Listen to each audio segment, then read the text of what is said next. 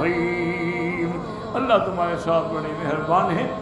لیکن ایک بات یاد رکھیں، علماء نے بڑی اچھی بات ہوئی، انہوں نے کہا اللہ کی ہر چیز تیری ڈیوٹی کر رہی ہے، صرف تو نافرمان۔ دیکھو نا، آپ نے اگر کسی بکری کو ذبح کرو، کبھی اس نے کہا ہے جی مجھے ذبح نہ کرو، کر لو، گوشت کھا لو، چمڑے بھی جوتے بنا لو، اس نے تو کبھی انکار نہیں کیا۔ تو اس کی ہر چیز تیرے تابع ہے، لیکن تو اللہ کے تابع نہیں ہے۔ کبھی قبروں پہ سجدے کرتا ہے اور کبھی مزاروں پہ سجدے کرتا ہے، کبھی غیر اللہ کی نظر نیاز دیتا ہے اور کبھی آستانوں پہ جھکتا ہے، کبھی غیروں کو حاجت روا اور مشکل کشا سمجھتا ہے، اور یہ بھی جانتا ہے کہ یہ مخلوق ہے، ان کو بھی اللہ نے پیدا کیا، پھر بھی ان سے مانگ رہا ہے۔ اب اس کا کیا علاج ہے؟ اللہ سے بس ایک بات ہے کہ دعا کیا کریں کہ اللہ ہدایت دے۔ جب اللہ ناراض ہو جائے نا، عقل چھین دے، پھر آدمی کو سمجھ نہیں آتی بات۔ اب دیکھیں جتنا ہندو ہیں، یہ جو ان کے دیوی دیوتے ہیں، خود بناتے ہیں کہ نہیں بناتے؟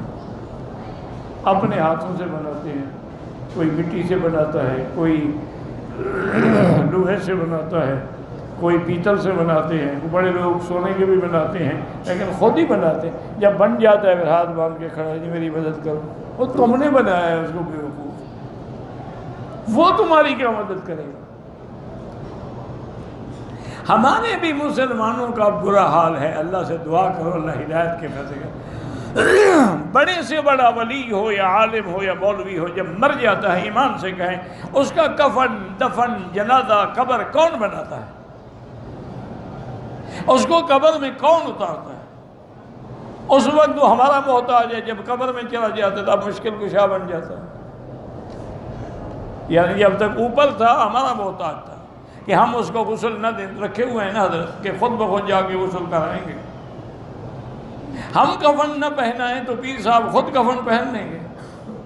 وہ میرا ایک شاگرد ہوتا تھا، اللہ عالم، سنا ہے میں نے، بیچارہ فوت ہو گیا، اللہ اس کی قبر پہ رحمت کرے اور دعا بھی کریں۔ ایک میرے دوست ہیں محمد صالح، ہندوستان میں، میرے فقیر کے لیے بڑی دوائیں شوائیں بیچارے ادھر ادھر سے حکیموں سے لے کے بھیجتے ہیں، وہ خود بیمار ہیں، اللہ ان کو شفا عطا فرمائے۔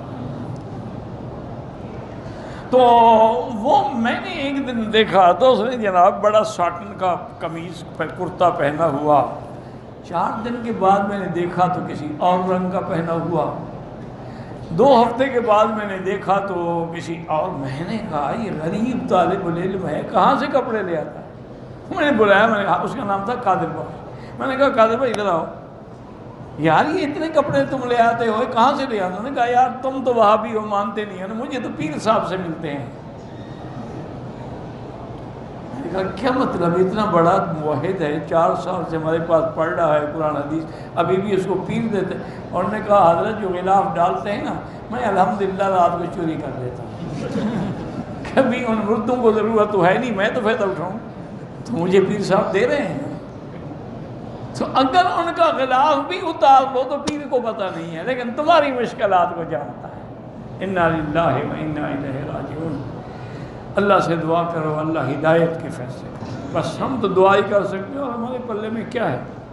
یمتن تعالی علی عبادہ بما خلق لهم